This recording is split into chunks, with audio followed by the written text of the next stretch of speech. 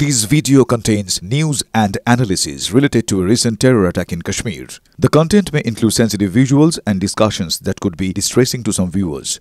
Viewer discretion is advised. We strongly condemn all forms of violence and terrorism.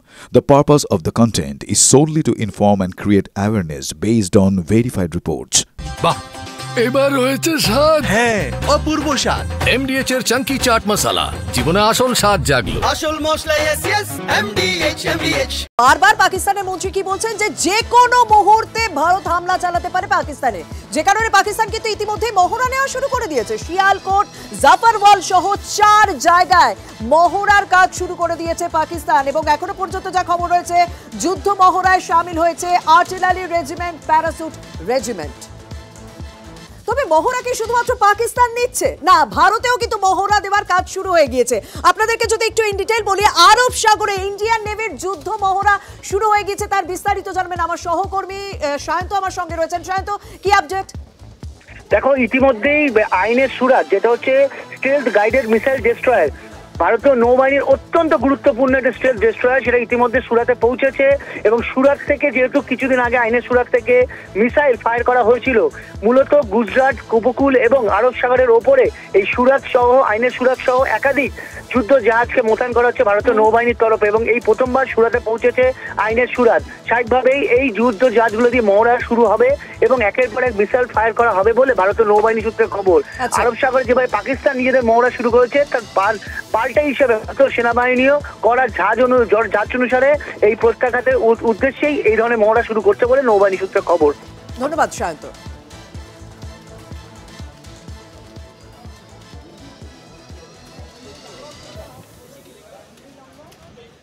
তবে শুধুমাত্র তো জলপথে নয়, আকাশ পথেও পাকিস্তানকে টাইট দেওয়ার কাজ শুরু করে দিয়েছে ভারত সরকার। অত্যাধুনিক জ্যামার সিস্টেম লাগানো হয়েছে। ঠিক কি কারণে এই জ্যামার সিস্টেম? যুদ্ধ বিমান, পাকিস্তানের যুদ্ধ বিমানের গতিবিধি রুখতে অত্যাধুনিক জ্যামার সিস্টেম। ভারত পাক সীমান্তে বসেছে হাই ফ্রিকোয়েন্সি জ্যামার সিস্টেম।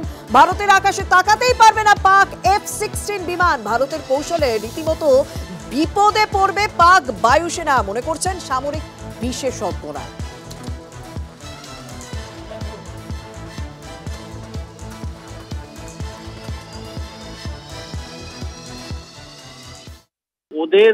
ওরা যে নেভিগেশন করে যে আমাদের টার্গেটের দিকে লক্ষ্য করে এগোবে, সেগুলো সব জ্যাম হয়ে যাবে এবং আমাদের যে প্লেন যদি ওদের বিরুদ্ধে কাজ করবে তো ওরা ডিটেক্ট করতে পারবে না।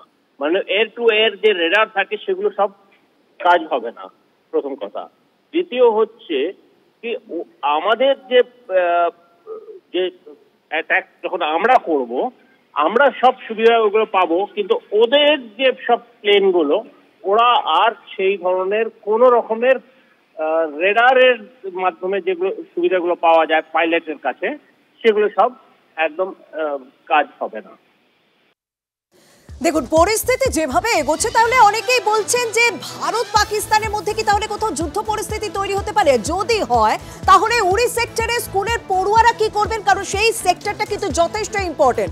ইতিমধ্যে উড়ি সেক্টরে বিভিন্ন স্কুলে পড়ুয়াদের মহড়া দেওয়ার কাজ শুরু হয়ে গেছে, তাদের ট্রেনিং দেওয়ার কাজ শুরু হয়ে গিয়েছে। যদি যুদ্ধের পরিস্থিতি হয় তাহলে তারা পরিস্থিতি কিভাবে সামাল দেবে, তারা নিজেদের কিভাবে বাঁচাবে।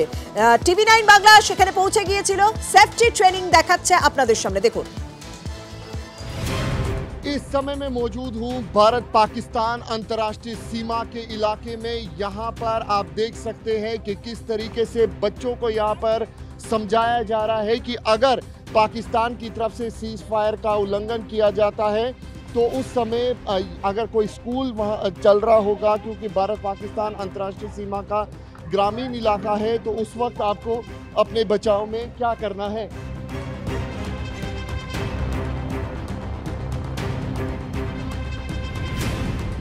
यहाँ पे आप देख सकते हैं कि बच्चों को जो ट्रेनिंग है वो यहाँ पर दी जा रही है।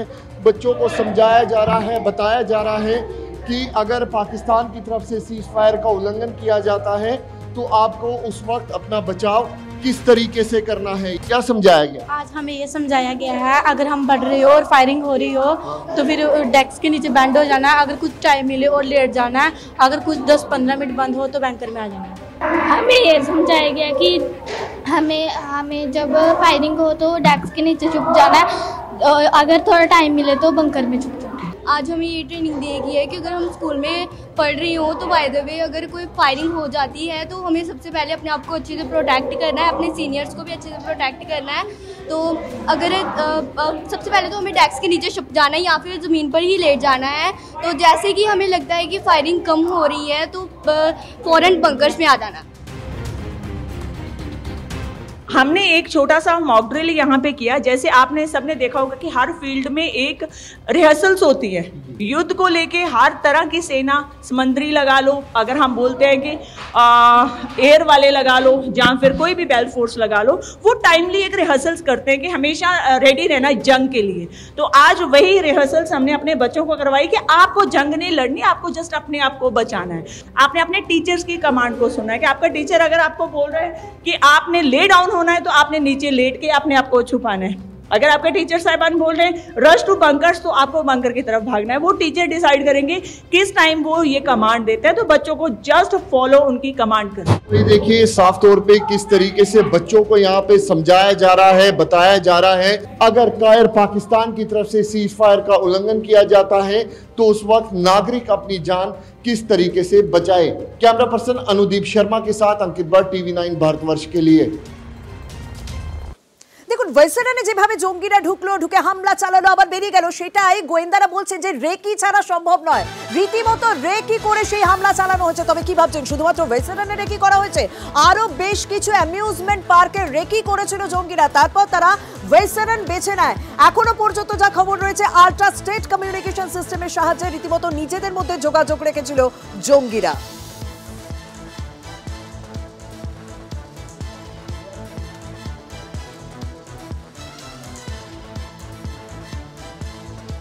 এই ওয়েস্টার্নের ঘটনার পর একের পর এক পর্যটকরা তারা তাদের বক্তব্য জানাচ্ছেন। এখন এই মুহূর্তে দাঁড়িয়ে আদর্শ রাউত বলে একজনের বক্তব্য আপনাদের সামনে শোনাবো, যিনি বলছেন এই হত্যালীলা চালানোর আগে ওই আদর্শ রাউতের সামনাসামনি হয়েছিলেন যোগীরা, এমনকি তাকেও তার ধর্ম পরিচয় জানতে চাওয়া হয়েছিল। सरन वैली के वहाँ पे एक मैगी का स्टॉल था जहाँ पे मैं मैगी खाने के लिए रुका और वहाँ पे 5-6 लोग आए। उनमें से एक इंसान ने मुझसे पूछा था कि आप कश्मीरी हो क्या? कश्मीर। मैंने कहा मैं यही से हूँ। आप कहाँ से हो ऐसा पूछा था उन्होंने। फिर मैंने बोला मैं यही से हूँ। फिर उन्होंने बोला आप कश्मीरी नहीं लगते, आप हिंदू हो क्या? ऐसा उन्होंने मुझे पूछा और मुझे वो थोड़ा मतलब ऑड लगा, ऐसा कोई पूछता नहीं किसी को कुछ। और फिर उसके बाद वो आपस में बात कर रहे थे उनकी कश्मीरी या कोई जो भी लोकल लैंग्वेज में, और मुझे ऐसा समझ में आया कि वो ऐसा बात कर रही थी कि वहाँ पे आज भीड़ बहुत कम है, इसलिए शायद उस दिन वो हल्ला वहाँ पे हुआ नहीं।